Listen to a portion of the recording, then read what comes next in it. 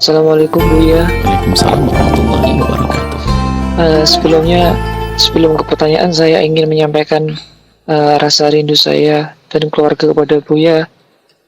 Dan saya sedikit cerita, belum lama ini saya mimpi bertemu Buya yang pertama, mimpi seperti dibonceng naik sepeda oleh Buya. Dan baru-baru ini juga saya, Masya Allah, saya bermimpi bertemu Buya, lalu saya mencium tangan Buya. Semoga ini adalah mimpi yang baik bagi saya.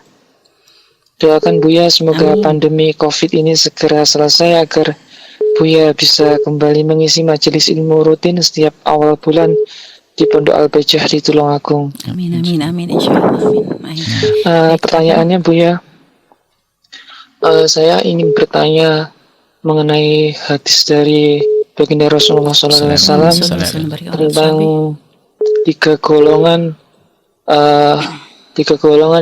yang akan masuk neraka terlebih dahulu atau yang akan menjadi koreknya api neraka. Di antara golongan itu salah satunya adalah golongan orang solih yang rajin mengerjakan amal soleh, baik puasa, baik sholat, baik zakat dan sebagainya. Namun semua itu diniatkan hanya untuk mengejar dunia. Misalnya ada orang yang gemar menunaikan ibadah sholat tahajud, namun itu semata-mata ditunaikan demi kelancaran karirnya atau hanya urusan duniawi saja.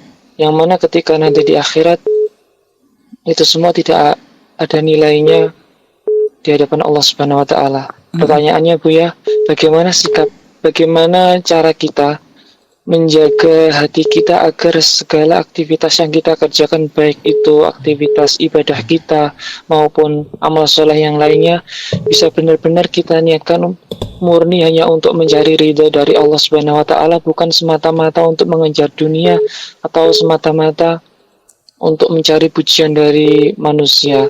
Syukron Buya atas jawabannya. Assalamualaikum warahmatullahi wabarakatuh. Waalaikumsalam warahmatullahi wabarakatuh. Baik, Buya, langsung dijawab ya. Baik, insyaallah. Pertama adalah semoga Allah mencintai Anda seperti Anda merindukan kami karena husnul hudan Anda, insyaallah. Yang pertama. Yang kedua, insyaallah nanti kalau kami ke Tulungagung saya bonceng beneran naik sepeda, tidak dalam mimpi, insyaallah.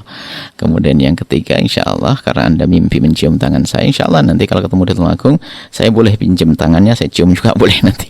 Baik, insyaallah, gantian insyaallah. Baik, kemudian masalah itu dalam riwayat itu yang jelas dalam riwayat dari baginda Nabi adalah al-qurra, orang alim. Kemudian mujahid, orang jihad di jalan Allah. Yang itu adalah orang berinfak, berderma. Jadi hanya sebatas ini, bukan orang yang berbuat baik lalu mengharap dunia. Itu tidak masuk di situ. Nah, jadi ini adalah orang yang berbuat baik tapi bukan karena Allah. Qurra, ditanya waktu itu, untuk apa kau baca Quran? Aku baca Quran karenamu ya Allah. Kadzibta, kau dusta. Kau baca Al-Quran, kau memahami Al-Quran, melama ilmu agama, hanya ingin disanjung-sanjung orang. Maka sana minta pahala dari orang yang menyanjungmu. Kemudian orang berjihad di jalan Allah, ditanya Allah, untuk apa kau berjihad? Untukmu ya Allah. Kadzibta, kau dusta. Kau berjuang hanya ingin dianggap sebagai seorang pahlawan. Benderamu terangkat di Indonesia Raya misalnya, atau di mana itu pengen disebut-sebut saja. Ya, maka kemudian yang ketiga adalah orang berderma. Dikatakan, untuk apa kau berderma? Aku ingin karenamu ya Allah. Dijawab, kadzibta, kau dusta.